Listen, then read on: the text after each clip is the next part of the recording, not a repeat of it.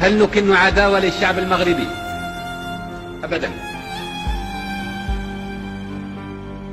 ويخطئ من يسيء الظن به.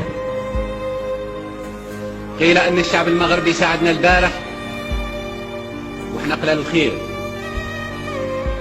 إحنا دفعنا الثمن من أجل تحرير الشعب المغربي. إحنا دفعنا الثمن. ما زالوا في هذا القاع ناس أحياء. كيف تخلوا عنا؟ ليس الشعب المغربي الذي تخلى عنا أثناء حرب التحرير، عندما تعاهدنا بأننا سنخوضها حربا شعوى حتى نطرد الاستعمار.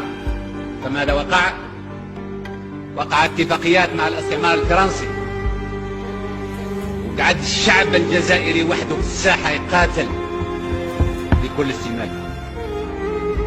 إذا كان نكلم التاريخ ونكلم التاريخ الحقيقي، احنا دفعنا الثمن. دفعنا الثمن غالي جدا. عصور السكان، 8 سنوات نتاع الحرب، التشريد، التقتيل، السجون. الناس كانت تتبحبح في ملذات العيش. الواقع هذا التاريخ، هذا هو التاريخ وهذا هو الواقع. كنا نتمنى أن تستمر المعركة على مستوى المغرب العربي لكي نبني مغربا عربيا أساسه وقاعدته مصلحة الشعوب.